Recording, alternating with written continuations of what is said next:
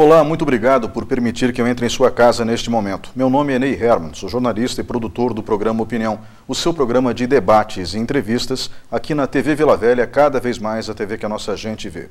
Hoje nós vamos falar sobre o tombamento da escarpa devoniana. Comigo no estúdio está o professor do curso de Geografia da Universidade Estadual de Ponta Grossa, com doutorado na área, Gilson Burigo Guimarães. Professor, bem-vindo. Boa noite Ney, boa noite aos telespectadores. Agradeço sua presença e agradeço a você que está em casa nos assistindo. Por favor, fique conosco, o tema será muito interessante. Programa Opinião. Apoio Supermercados Tozeto, bem mais que um supermercado. Eletrocometa, qualidade e experiência. Iniciativa Cartuchos, tudo em informática, mas tudo mesmo. E procureimóvel.com.br. Olá, estamos de volta com o programa Opinião, hoje falando sobre o tombamento da escarpa devoniana. Comigo no estúdio, o professor do curso de Geografia da Universidade Estadual de Ponta Grossa, Gilson Burigo Guimarães. Professor, eu gostaria de iniciar a conversa falando justamente sobre o que é um processo de tombamento do patrimônio natural. O senhor poderia nos explicar? Então, essa é uma figura que é prevista, né, na estrutura jurídica, né, brasileira, né, onde nós reconhecemos áreas que são relevantes, que são especiais do ponto de vista das suas características naturais e que a sociedade compreende que elas devam ser mantidas minimamente com as suas condições, né, para gerações futuras. Então, toda vez em que seja especialista, seja a comunidade identifique que alguma região apresenta uma característica como essa, algum elemento natural apresenta características especiais, é encaminhado, seja em esfera estadual, municipal ou federal, para os organismos competentes, para que seja feita uma avaliação e, eventualmente, esse processo se consolide e, então, essa região passe a ostentar, né, esse status de proteção da esfera municipal, estadual ou federal. O curso de Geografia, ou pelo menos professores do curso de Geografia da Universidade Estadual de Ponta Grossa, enviaram ao governo do Paraná um pedido para o tombamento da área correspondente à escarpa devoniana? Então, esse é um processo que, na verdade, em função até dessas características especiais que essa região do estado do Paraná tem, né, foi um grupo de professores de diversas áreas dentro da universidade, né. Então, os signatários desse pedido, né, incluíram professores do Departamento de Biologia Geral, do Departamento de Solos, do Departamento de Turismo e nós do Departamento de Geociências. E o pedido realmente era referente à área equivalente à APA da escarpa devoniana? Na verdade, não, né? Quando é feita a solicitação, né, nesse processo foi indicado que essa região que corresponde à passagem do primeiro para o segundo planalto, né, deveria ser objeto de uma avaliação, como o encaminhamento levou à constituição de um grupo de trabalho para a definição de qual seria o perímetro, né? Então, no momento da solicitação, não é necessária uma indicação rígida de quais os limites, mas é óbvio que uma mínima espacialização foi apresentada, né, indicando que é o contexto da passagem do primeiro para o segundo planalto, ou seja, a escarpa devoniana, e a área adjacente, que é a área que originalmente, né, nós tínhamos os campos naturais aqui na região. Em 1992, o então governador Roberto Requião criou a Área de Proteção Ambiental, a APA, da escarpa devoniana. E nós tivemos recentemente um projeto de lei que foi engavetado pela Assembleia Legislativa, tratando justamente da redução dessa área com dados da Fundação ABC. Eu estou mencionando isso porque muitos especialistas em política dizem que o projeto de lei foi estimulado justamente pelo pedido de tombamento feito pelos professores de diferentes departamentos da Universidade Estadual de Ponta Grossa. Eu achava que tinham sido só do curso de Geografia. Como se fosse uma resposta, um receio de que a área ficasse completamente engessada, sem condições de se ter o que hoje ali existe. cultivo de madeira, soja, milho, pecuária de leite, de corte nós praticamente não temos, né? Então, esse tipo de atividade, aliás, a cidade de Ponta Grossa, parte da cidade se encontra dentro da APA da Escarpa Devoniana, e é óbvio que houve uma comoção geral, isso eu falo nos bastidores, do que acabou antecedendo a apresentação do projeto. Então, muitos especialistas em política dizem que o pedido de tombamento gerou o projeto de redução da APA. Mas são assuntos que caminham de maneira paralela, ou seja, a redução da APA, da Escarpa Devoniana, não iria ou não vai interferir na análise do processo de qual área será definida como, caso seja decidido que isso aconteça, como área tombada dentro do pedido feito pelos professores, correto? Eu acho que a tua síntese está perfeita, né? São processos diferentes, né? Inclusive eles representam figuras jurídicas distintas, né? Uma vez que a APA da Escarpa Devoniana é uma unidade de conservação, né, em que ela está enquadrada dentro de um sistema nacional de unidades de conservação, amparado por uma lei federal, ou seja, dentro de um rito completamente distinto, enquanto que o tombamento, nesse caso específico, foi uma solicitação encaminhada a uma entidade em nível estadual, né, o Conselho do Patrimônio Cultural, né, do Estado do Paraná, e que, efetivamente, se esse processo, que hoje está como um projeto de lei na Assembleia Legislativa, configurasse, né, o seu caminho de se consolidar como uma lei, isso não interferiria em nada no processo de tombamento, nem para frente nem para trás, né? Não significaria nenhuma restrição objetiva a mais ou a menos, uma vez que eles têm um processo de encaminhamento diferenciado. Uhum. Hoje o processo de tombamento se encontra em que fase? Eu diria que, infelizmente, né, o processo ele está parado, né? A partir de uma postura, né, que não cabe aqui a gente entrar em todos os méritos, o quanto está correto ou não, né, mas houve uma determinação por parte da Casa Civil, né, no ano passado, para que todos os trabalhos que estavam sendo conduzidos por grupos específicos para a definição do perímetro da área de tombamento e das diretrizes de quais seriam as ações a serem conduzidas, permitidas ou não dentro do setor de tombamento, esse conjunto de atividades foi parado, né, por uma determinação da Casa Civil. Quando a gente fala em levantamento de área, porque vocês disseram que estabeleceram um limite mínimo, que é a passagem do primeiro para o segundo planalto, ou seja, a Escarpa Devoniana. Sim. A APA, quando ela foi criada, levou em consideração mapas do Exército, e esses mapas não, com todo respeito às Forças Armadas, não é tão preciso assim. Nós precisaríamos, eu digo nós, a sociedade, fazer um novo levantamento topográfico em toda essa área. Isso exige uma quantidade razoável de recursos, apenas para estabelecer os limites atuais da unidade de preservação. E, para a área de tombamento, eu acredito que não bastaria um estudo acadêmico feito dentro de uma sala ou com base em dados de mapas pré-existentes. As pessoas do Conselho do Patrimônio Cultural deveriam contratar, estou perguntando aqui, topógrafos para irem a campo e verificarem, junto com especialistas, eu creio biólogos, enfim, geólogos, junto com especialistas, verificar o que deveria ser tombado e em que ponto específico deveria ser tombado. É isso? Existiria um trabalho de campo? Com certeza, isso envolveria um trabalho de campo, né? Eu até, para não correr o risco de esquecer alguns nomes, né? Eu estou em mãos com uma das resoluções que foi emitida pela Secretaria Estadual de Cultura, constituindo o grupo que seria encarregado dessas definições, né? Então, esse grupo ele realmente é amplo, envolve diferentes setores, né, da sociedade.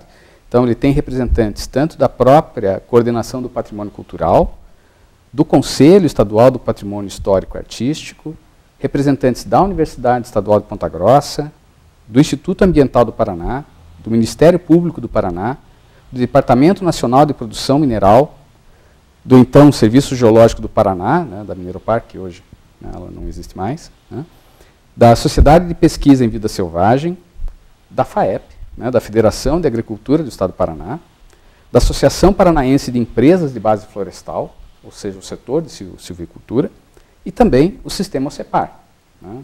Então, dentro desse leque de entidades, existe conhecimento consolidado para identificação, tanto no que diz respeito a aspectos cartográficos, né, de identificação de quais deveriam ser efetivamente esses limites, quanto de quais seriam os fundamentos adequados para identificar quais setores deveriam estar dentro desse perímetro de tombamento e quais as atividades que efetivamente sustentam a lógica do pedido de tombamento.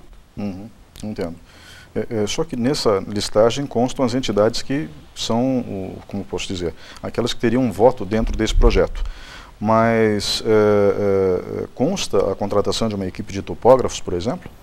Eu acho que nesse caso não há efetivamente a necessidade de topógrafos propriamente dito. Né? Vejo que dentro desse grupo existem pessoas que trabalham há décadas já com sistemas de informação geográfica, com programas adequados. Hoje nós temos condições de trabalhar com imagens, né, de satélite, e existe o conhecimento adequado dentro dessas instituições para a precisão necessária, trabalhar com programas de tecnologia mais apurada para efetivamente identificar onde cada um desses pontos hoje se localizam. Eu acho que não existe a sociedade não precisaria estar preocupada de estarmos com uma situação de deficiência tecnológica para definir os limites precisamente. Uhum. Fazendo uma analogia com prédios históricos, quando você tomba um prédio histórico, você também estabelece restrições no entorno. O processo de tombamento ele é muito flexível. Você pode tombar simplesmente a fachada do imóvel, então pode-se fazer o que quiser dentro do imóvel, desde que a fachada seja preservada. Às vezes o imóvel inteiro, é o que acontece em Vila Hilda, por exemplo, em Ponta Grossa, que é sede da Fundação de Cultura, onde o prédio já passou por, se eu não me engano, uma grande restauração na gestão Paulo Cunha Nascimento, e depois por pequenos reparos. Eu não sei se houve outra restauração, outro restauro. É uma casa muito antiga, eu acho que ela vai precisar de cuidados constantes, né? Então ali todo o interior foi preservado pelo patrimônio histórico.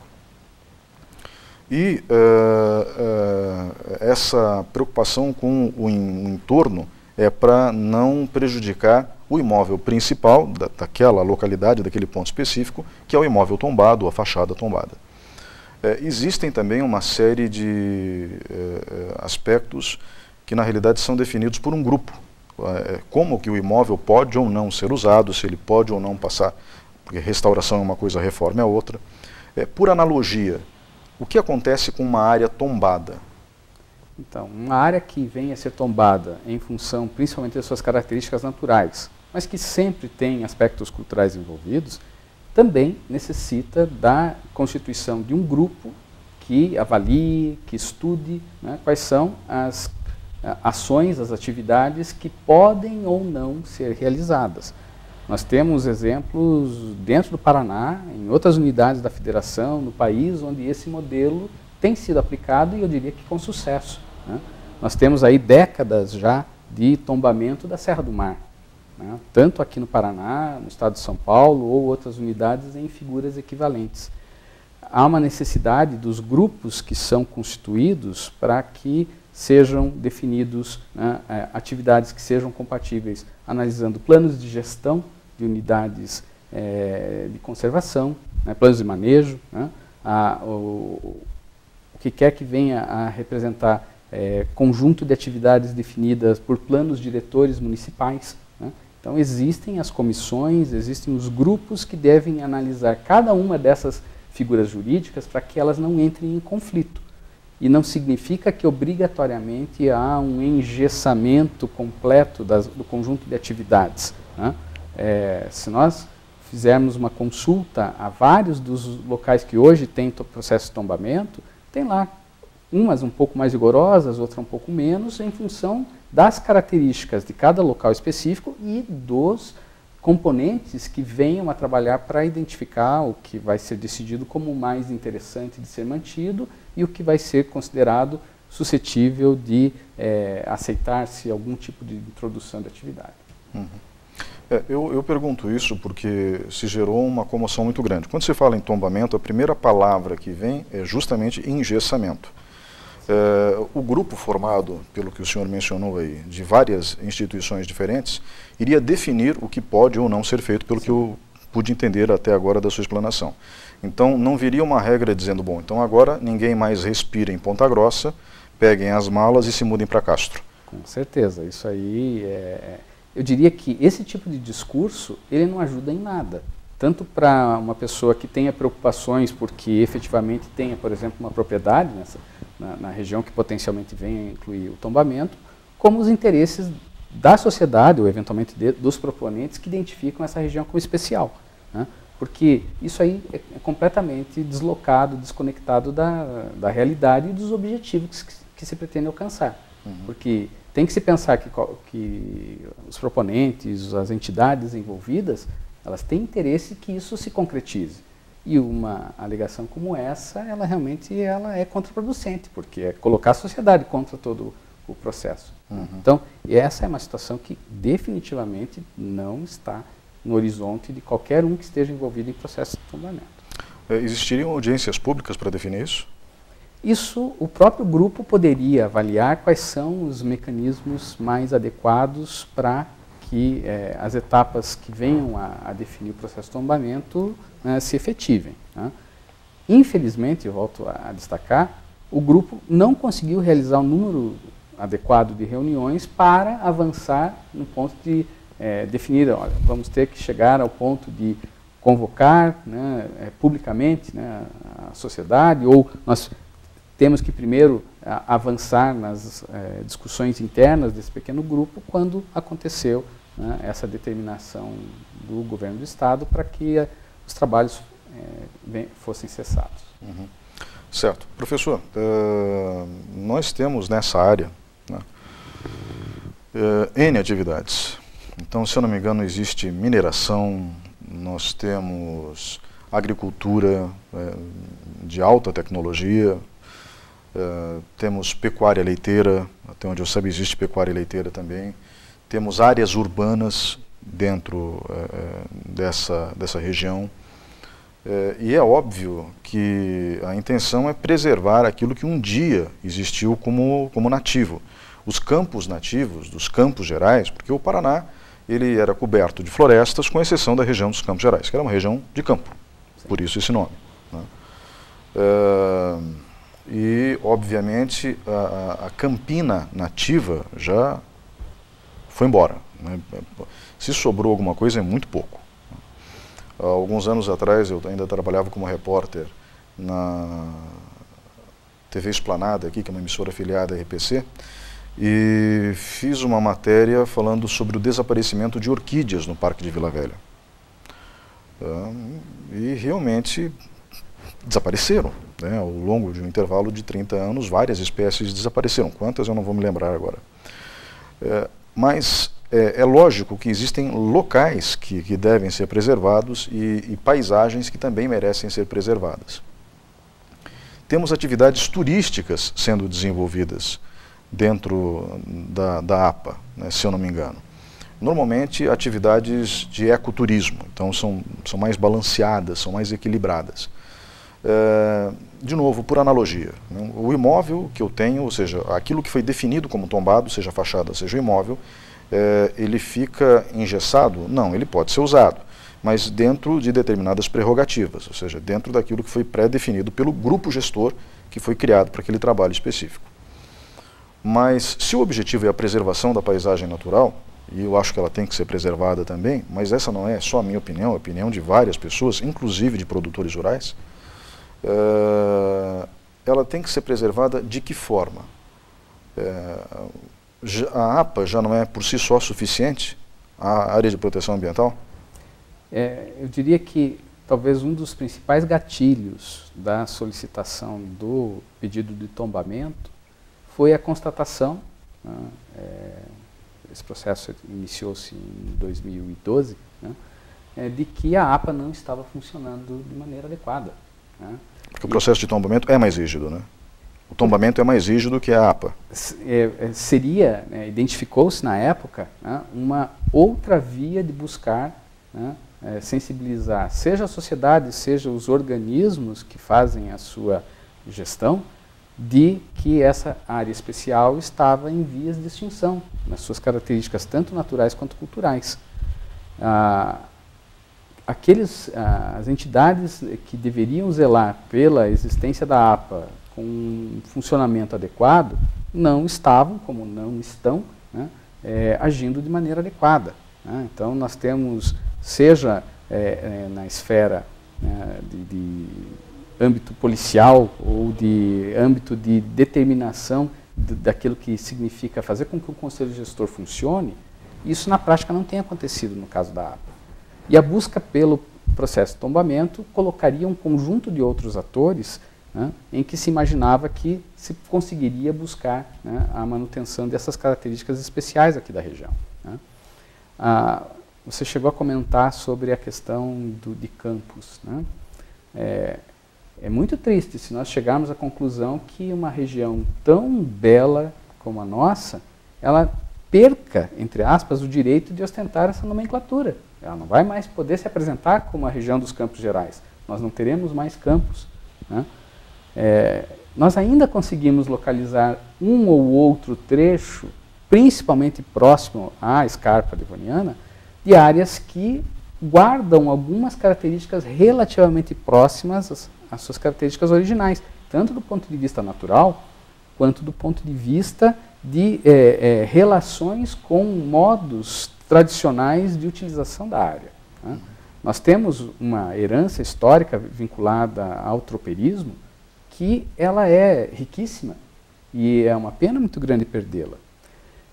Isso é devidamente bem articulado com atividades do turismo rural, do turismo na natureza, e hoje nós temos vários exemplos de áreas distribuídas ao longo desse setor que conseguem efetivamente colocar em contato parte da sociedade, tanto local quanto de outras regiões do estado ou do país, com essa realidade que é, do ponto de vista tanto cênico, cultural, natural, algo que é único no mundo. Então, nós entendemos que essa possa ser uma via que consiga, e aí não é colocando de fora ou de lado proprietários rurais. A ideia sempre é tê-los ao lado para que possamos encontrar uma maneira de que isso que é, ao nosso ver, um bem coletivo, possa se harmonizar com as atividades que representam a obtenção do sustento de quem vive nesse local. Né? Essa preocupação assim tão exagerada com o engessamento, né? Aí fica a minha sugestão que as pessoas busquem exemplos de áreas tombadas no Brasil, e até existem em outros lugares do mundo, e aí a gente vai se deparar com lugares onde, veja, né, seja o centro urbano de algumas áreas tradicionais, como Ouro Preto, ou então Olinda, mas se a gente pegar áreas naturais, né, toda a região litorânea, tanto do Paraná quanto de São Paulo, vários setores são tombados, e as pessoas vivem nesses locais. Né? Não significa necessariamente abrir mão de qualquer tipo de atividade.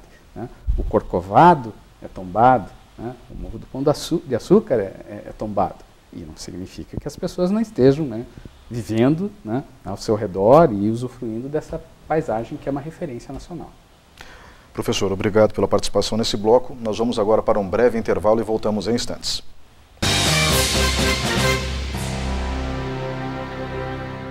Programa Opinião. Apoio. Supermercados Tozeto. Bem mais que um supermercado. Eletrocometa. Qualidade e experiência. Iniciativa Cartuchos. Tudo em informática, mas tudo mesmo. E procureimóvel.com.br. Olá, estamos de volta com o programa Opinião. Este é o terceiro bloco e o tema de hoje é o tombamento da escarpa devoniana. Comigo no estúdio, o professor Gilson Borigo Guimarães, do curso de Geografia da Universidade Estadual de Ponta Grossa, com doutorado na área de Geologia. E eu gostaria aqui, professor, que o senhor continuasse nos esclarecendo sobre o processo de tombamento e o que ele significaria para a região de Ponta Grossa.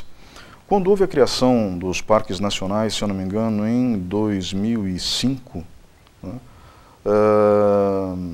houve uma crítica muito grande aos profissionais, principalmente da prefeitura, que não chamaram a sociedade para participar da discussão da criação do parque. Houve uma audiência pública que não foi divulgada e tudo foi feito na surdina. Não adianta utilizar outra nomenclatura, porque infelizmente foi isso que aconteceu. E é lógico que todos os produtores foram pegos de surpresa, porque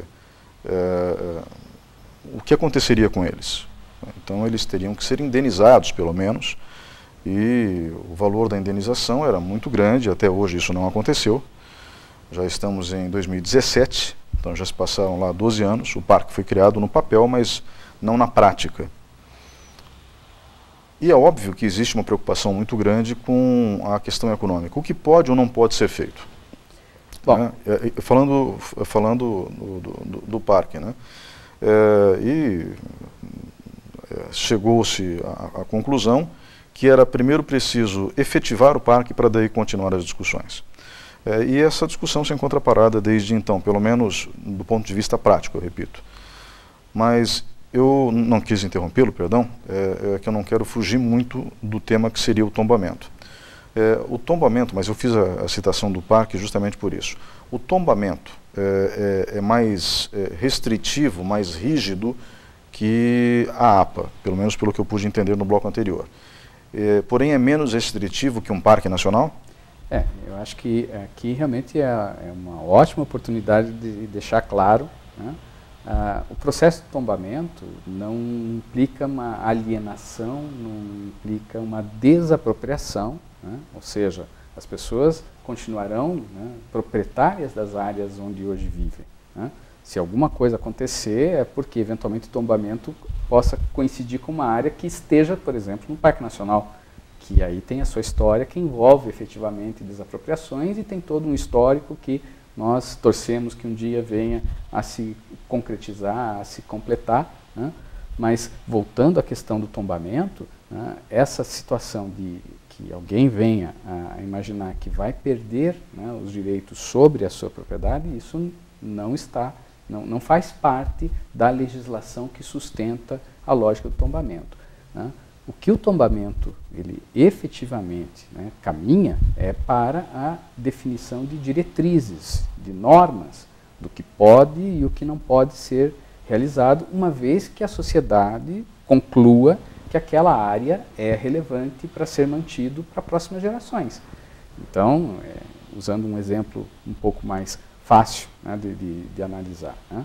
Vamos pensar o exemplo da cidade de Ouro Preto ou de Olinda, em que agora nós vamos colocar, né, botar abaixo todo o casario colonial e ali vamos erguer uma série de prédios mais modernosos que a gente pudesse imaginar. Isso significaria descaracterizar um registro coletivo de uma página rica da nossa história. E hoje as normas do tombamento lá daquele local impedem que isso aconteça, né? Vamos pensar que lá em Blumenau as fachadas de estilo germânico elas sejam completamente removidas, né? Ou Pomerode, ou cidades que têm uma característica arquitetônica que representa um marco de identidade cultural. Uhum. Aí isso não pode acontecer, né? A pessoa continua proprietária. Então, por mais que existam debates, como a gente vê nos exemplos de construções que são tombadas, a gente passou por várias discussões aqui na cidade de Ponta Grossa, isso eventualmente vai acontecer, né, nas áreas que têm tombado por conta de suas características naturais. Mas em nenhuma delas isso representa, né, uma perda, né, do domínio, uma perda da propriedade. Professor, vamos por partes, né?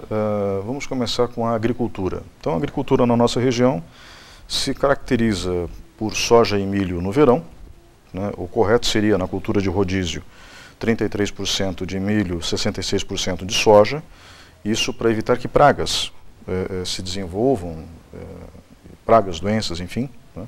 Então, a rotatividade no solo ela é muito importante. Tem o trigo no inverno. Basicamente são essas três culturas. embora também se plante aqui na região aveia branca, aveia preta, enfim, outras culturas de inverno daí. E aveia de cobertura só, né, sem objetivo de colheita, apenas para deixar o solo protegido, preparado para a safra de verão, que é o que realmente dá lucro.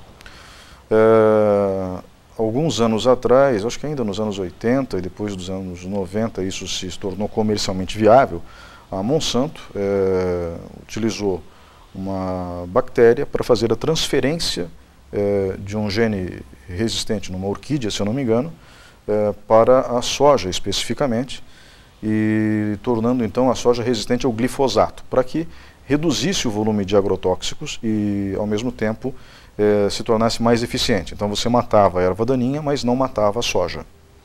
A mesma tecnologia foi aplicada ao milho, então nós temos soja transgênica, milho transgênico, uma discussão muito grande em toda a sociedade existiu, se faz mal, se não faz mal. O fato é que nós estamos ingerindo isso já há um bom tempo e até agora não aconteceu nada. Eu espero que não aconteça, né? Lembrando que a bactéria só fez o transporte do gene, ela não ficou dentro da cadeia genética, pelo menos até onde a gente saiba, pelos estudos que foram feitos da nova planta, né, da nova variedade. Professor, podemos cultivar na área tombada soja, milho e trigo? Olha, nessa hora acho que é importante a gente também relembrar que por mais que os processos de tombamento e de definição da APA, da escarpa devoniana, sejam processos diferentes, sejam processos distintos, existe alguma importante superposição dos polígonos que a gente esteja aqui falando, né? Hoje, né, existe já uma normativa interna da APA que permite o plantio de transgênicos, né?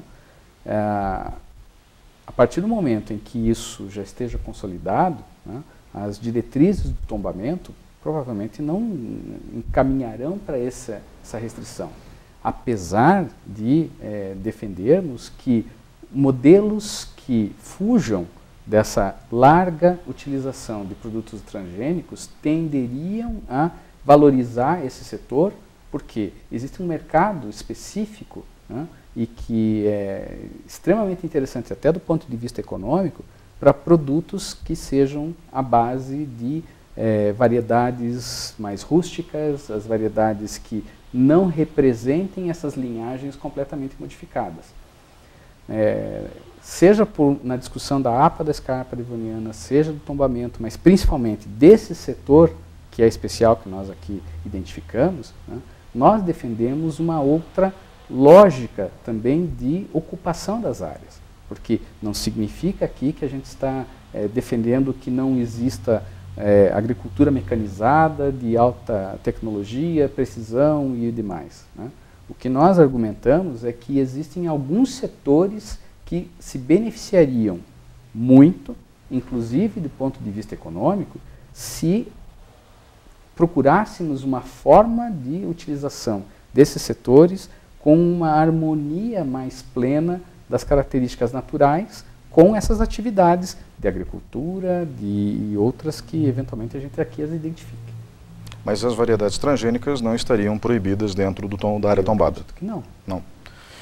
Ok, vamos partir para a pecuária. Nós temos pecuária leiteira, nós temos suinocultura, nós temos granjas de aves, perus e frangos, e se tudo der certo, teremos o gado purunã, que foi desenvolvido aqui na Fazenda Modelo do Iapar.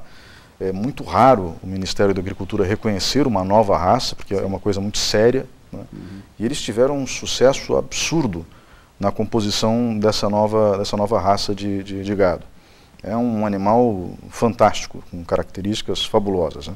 Os vegetarianos devem estar me odiando nesse momento, mas quem não já provou da carne sabe como ela é saborosa. Enfim, nós teremos então provavelmente muitos produtores de gado, criadores de gado, melhor dizendo, adotando na medida do possível, porque não existe agora animais para atender toda a demanda, ou criando gado purunã, que se adapta muito bem ao nosso clima frio e não tem restrições de outros animais europeus.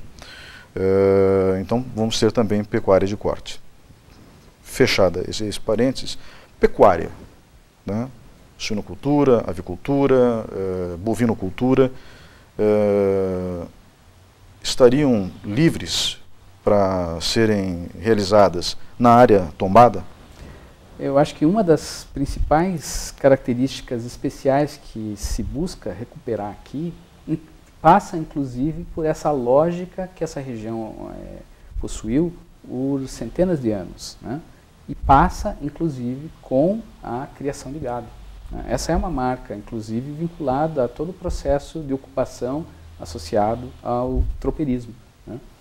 E a presença de pecuária em vários setores, a gente acredita que seja uma das que está em melhores condições de harmonizar-se com características naturais originais, né? Nós defendemos, inclusive, que atividades tanto ligadas à pecuária de corte, como à produção de laticínios, embutidos e outros, poderia se beneficiar com algo que a gente vê em vários lugares do mundo, vinculado aos certificados de origem, né? Veja, o exemplo do Purunã é excelente, né? Isso não significa que estamos aqui querendo defender uma paisagem que seja completamente fossilizada, né, em uma característica que ela apresentou há 10 mil anos atrás, né? Hoje nós sabemos que ela já passou por modificações. Seria, como nós já dissemos aqui, né, buscar um equilíbrio entre essas atividades que permitisse com que nós ainda conseguíssemos reconhecer características que a tornam única, né? E só um pequeno adendo, né? Eu cheguei a ver uma das reportagens sobre o gado Purunã, né? Eu fiquei até chateado, incomodado, que a reportagem foi em Guarapuava, né? E não aqui na região dos Campos Gerais, né? Para apresentar o gado Purunã. O maior criador de Purunã hoje se encontra em Cascavel, que é o presidente, inclusive, da Associação Brasileira de Criadores de Purunã. Já existe a Associação Brasileira. Foi uma grata surpresa ver o animal se adaptando em climas quentes e em climas frios. Assim, é fantástico. O que eles fizeram foi fantástico. Mas, em relação agora a um outro setor, produção de madeira. Se nós formos dividir o mapa do Paraná em linha diagonal, a linha superior seriam as florestas onde antigamente havia plantações de café e hoje existe soja e milho. No sul do Paraná, considerado o sul nessa linha diagonal, cortando o estado, tinham os madeireiros. E os madeireiros sabiam que precisavam de madeira, então eles também plantavam inclusive novas áreas de araucária, os bons madeireiros aqui eu falo, né? Não os predadores. E o que sobrou, inclusive, de mata nativa se encontra mais no sul do estado do que no norte. Aqui não estou falando mal dos agricultores, porque era uma cultura própria da época também, é preciso compreender parte disso, né? Dentro dessa lógica, para preservar o que sobrou de mata nativa, a gente precisa de madeira, aí vem pinos e eucalipto. Eu não tenho pena quando se corta um eucalipto, porque a árvore foi plantada para ser colhida, né? Há inclusive uma operação de risco que exige um cuidado muito grande, porque nós estamos falando de uma árvore de 40 metros, pesa 3 toneladas, né? O pinus é um pouco menor, mas mesmo assim é uma madeira muito boa do ponto de vista comercial, e quem planta pinos, planta eucaliptos, deixa a mata nativa em paz. Eu sempre tive essa linha de raciocínio. Mas não é todo mundo que concorda comigo, até porque nas áreas de pinos, ainda mais com a concentração que eles têm, não existe muita vida embaixo, né? Na área de eucalipto é um pouco diferente. O que eu gostaria de saber do senhor é o seguinte: a atividade de produção de madeira seria permitida na área tombada? Nesse ponto, eu diria que a maior parte do que está se imaginando como o perímetro de tombamento se ajusta com setores da APA, da Escarpa Devoniana, onde já está previsto restrições ao plantio de pinos, eucalipto, ou seja, de variedades exóticas para extração comercial de madeira, né? Não sou contra, né? E acredito que todas as pessoas envolvidas diretamente com essa solicitação não fecham os olhos para a necessidade que a nossa sociedade tem de madeira, né? Só que nós temos inúmeros lugares no estado do Paraná em que essa atividade pode ser desenvolvida, pode se ajustar, né? No caso, o que nós percebemos que ao longo das últimas décadas tem acontecido aqui na região é que a agricultura tem avançado até onde ela tem condições e tecnologicamente, seja do ponto de vista químico, seja do ponto de vista de características de manejo, isso conseguiu avançar para áreas que até bem pouco tempo atrás eram inimagináveis, né? Bom, chegou-se a um limite praticamente, né? Só que colocou-se, né, a questão econômica tão acima de outros aspectos, né, que hoje praticamente estavam sobrando as áreas apenas onde a rocha está exposta. E aí, até mesmo nessas áreas, seja com solos com baixa aptidão ou com baixa capacidade do ponto de vista agrícola, partiu-se para a introdução de madeira, principalmente pinos, em algumas das áreas nossas aqui da região. E isso afeta em demasia aspectos tanto do ponto de vista cênico, né, ou seja, daquela imagem característica que nós temos de campos naturais ou da escarpa devoniana, quanto dos últimos remanescentes que nós temos, tanto de flora e fauna, que se adaptam a esses últimos trechos com essas características. Então, eu acredito que desses setores que você mencionou, o tombamento buscaria colocar restrições mais sérias a atividades como essas de introdução de pinos e eucalipto. E veja, né, não significa que nós acreditamos que isso não deve existir no Estado, apenas é um setor que essa atividade efetivamente compromete muito, né, a identidade paisagística e também as restrições do ponto de vista de processos naturais, tanto biológicos quanto abióticos. Aqueles que já existem, aquelas áreas que já são utilizadas para isso, não poderiam ser, no mínimo, toleradas? Boa parte do que nós acreditamos que venha a ser, né, o perímetro ideal para o tombamento, como eu disse, já são áreas em que, se existe hoje atividade de plantio de madeira, é ilegal, é irregular, pelo zoneamento definido na APA, né? Então, eu acho que seria algo que, para a sociedade, seria muito mais benéfico, né, abrir mão, né, da atividade em esses setores, que do ponto de vista até de área é algo relativamente pequeno, quando comparado ao conjunto do que hoje essa atividade ocupa no Estado, e para os benefícios que nós teríamos do ponto de vista tanto natural quanto cultural. Em relação agora à atividade industrial, né, nós temos dentro da APA, porque do meu ponto de vista, como eu falei, ela não foi bem pensada na época, né, ela foi criada por caneta e não por estudo. Isso acaba gerando alguns transtornos meio lógicos. O Distrito Industrial de Ponta Grossa se encontra dentro da APA da escarpa devoniana, o que é no mínimo estranho, se não todo ele, parte dele. A área tombada, ela atingiria a zona industrial de Ponta Grossa ou a zona urbana?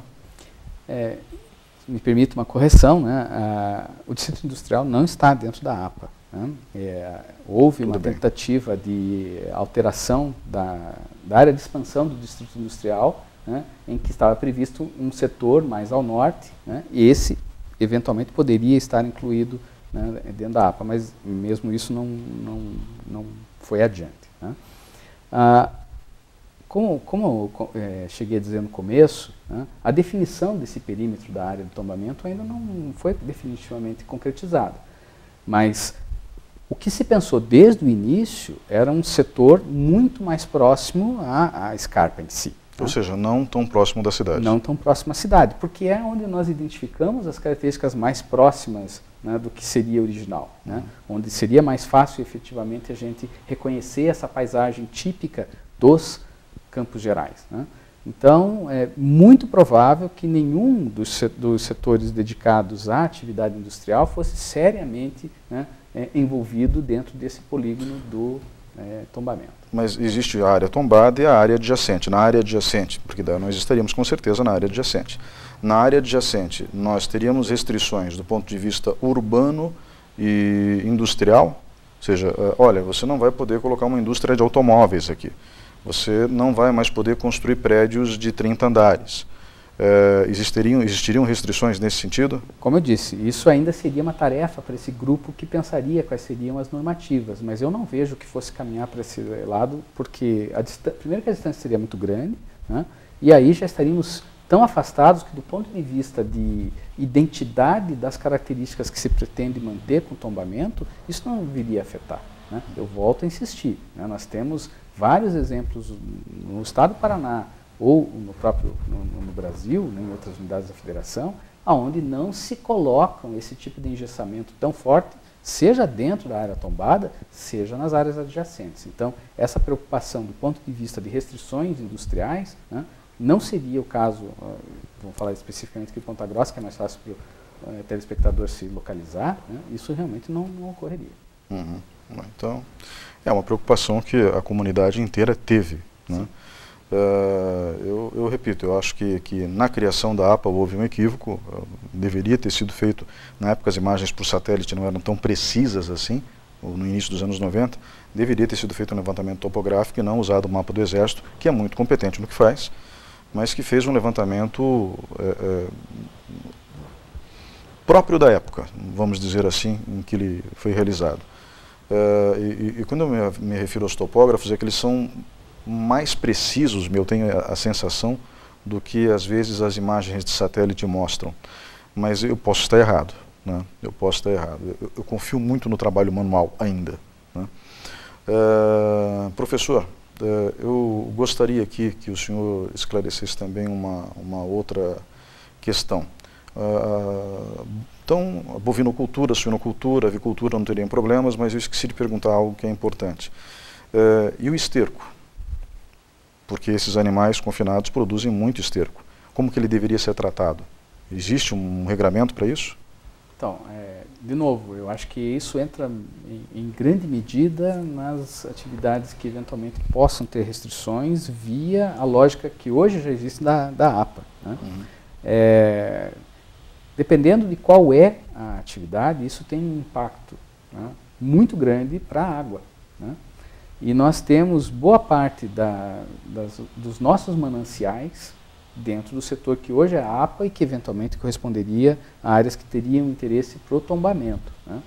Então, seria mais uma vez uma tarefa, né, desse grupo que pense as diretrizes do que pode e o que não pode ser feito, reconhecer se algumas dessas atividades estão efetivamente acontecendo em áreas que venham a comprometer a qualidade de água, né? Entendo. Essa é uma preocupação que deve ter, porque antes de pensar no que representa o benefício, o ganho de uma atividade pontual, que possa ser até um consórcio ou uma cooperativa, né, de produtores, seja de suínos, seja o que outro, do que representa todo o conjunto, inclusive, dessas pessoas que precisam dessa água em quantidade e qualidade. Claro. Professor, obrigado pela participação nesse bloco também. Nós voltamos em instantes com o programa Opinião. Fique conosco.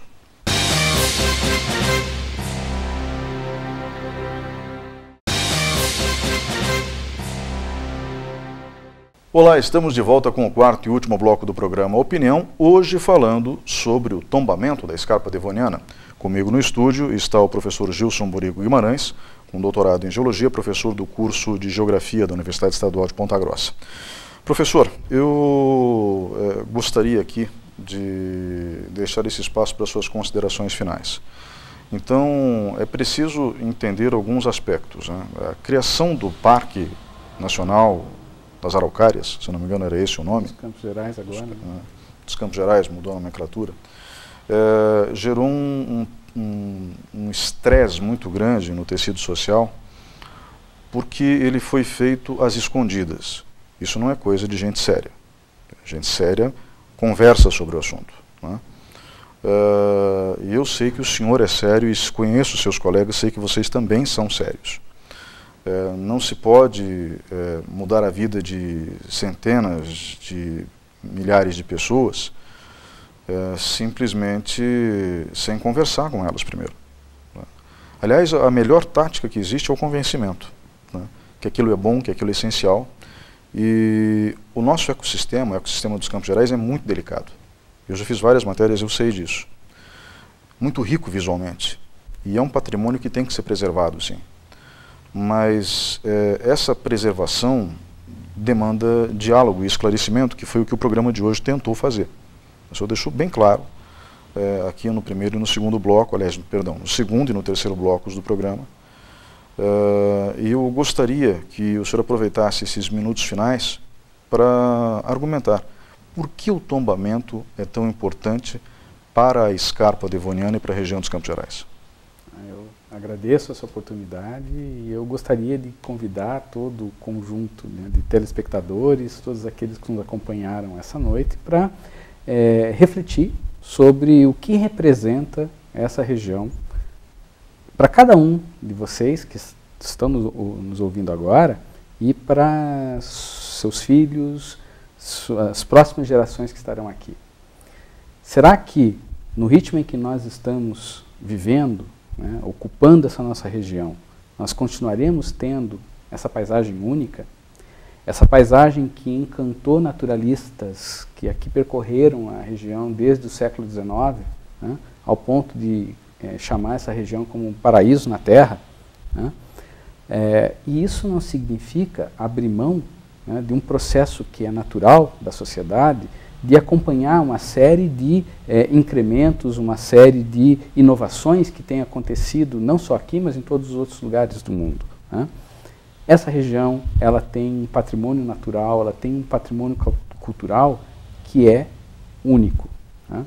O que nós precisamos encontrar é uma forma de harmonizar parte do registro do que isso representa, em termos naturais, em termos das nossas tradições, em termos das nossas raízes, com uma maneira de crescermos do ponto de vista econômico, mas do ponto de vista social, do ponto de vista ambiental, e que se apresente sustentável para ao longo de várias gerações, né?